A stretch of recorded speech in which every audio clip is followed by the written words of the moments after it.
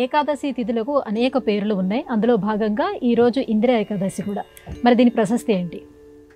ఇందిరా ఏకాదశి మీరన్నట్లుగానే మనకు చాలా ఏకాదశులు, అందులో చాలా ప్రసిద్ధమైనటువంటి తొలి ఏకాదశి అనేది మనం అందరం బాగా చెప్పుకుంటాం. ఇది కొంచెం బాగా మరుగున పడినటువంటి ఏకాదశి ఇందిరా ఏకాదశి అనేటువంటిది. కానీ ఇది కూడా మన నిత్య ధార్మిక గ్రంథాల్లో రాయబడి ఉంది. దాన్ని మనం ప్రపంచానికి బాగా తెలియచేద్దాం. ఇందిరా అంటే లక్ష్మీదేవమ్మ, లక్ష్మీదేవికి సంబంధించినటువంటి ఏకాదశిట ఇది. అంటే ఒక్కొక్క ఏకాదశి నాడు అసలు ఏకాదశి తిథి అంటేనే విష్ణుమూర్తికి చాలా ఇష్టం అని చెప్పాం.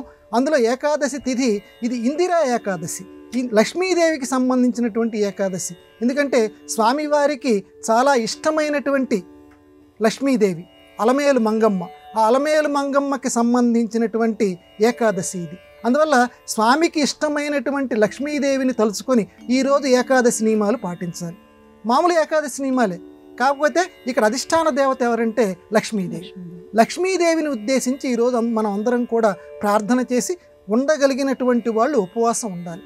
ఏకాదశి నాడు ప్రతి ఏకాదశి నాడు ఉపవాసం ఉన్నట్టుగానే ఈరోజు ఉండగలిగినటువంటి వాళ్ళు, శారీరక స్థైర్యం ఉన్నటువంటి వాళ్ళు, పర్వాలేదురే తిండి తినకపోయినా నేను లక్ష్మీదేవిని మనసులో తలుచుకుంటూ ఉండగలను అనుకునేటువంటి వాళ్ళు భోజనం చేయకుండా ఉండటం ఉత్తమం ఈరోజు.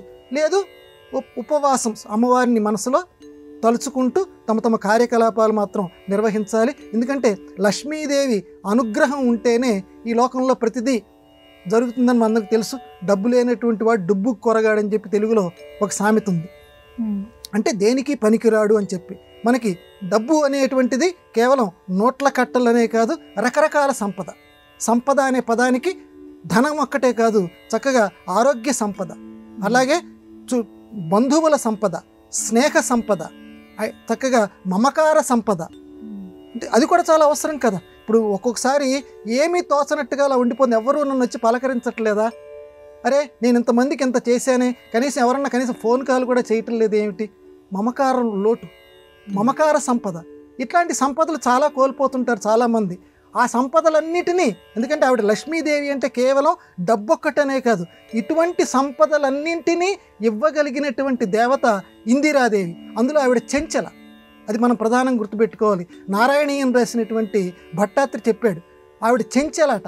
ఎందుకని చెంచల అని అంటే ఆవిడికి భర్త అంటే చాలా ఇష్టంట విష్ణుమూర్తికి. అందువల్ల మనం పిలిస్తే మన దగ్గరికి వస్తుందట, మన దగ్గర లక్ష్మి ఉండాలనే చూస్తుంది. కానీ ఆవిడ వెంటనే భర్త అంటే చాలా ఇష్టం కాబట్టి గబుక్కను మన దగ్గర ఎక్కువసేపు ఉండదట.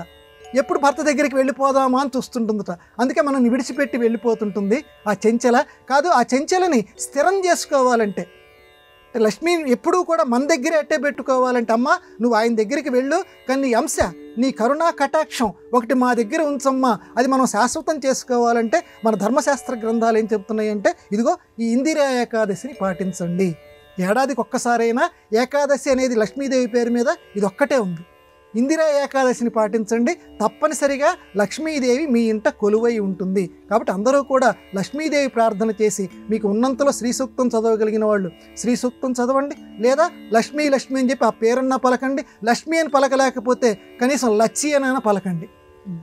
ఏదో ఒకటి, కనీసం ఆవిడికి సంబంధించిన పేరు మాత్రమే పలికి ఆవిడ అనుగ్రహాన్ని అందరూ నోచుకుందరు గాక.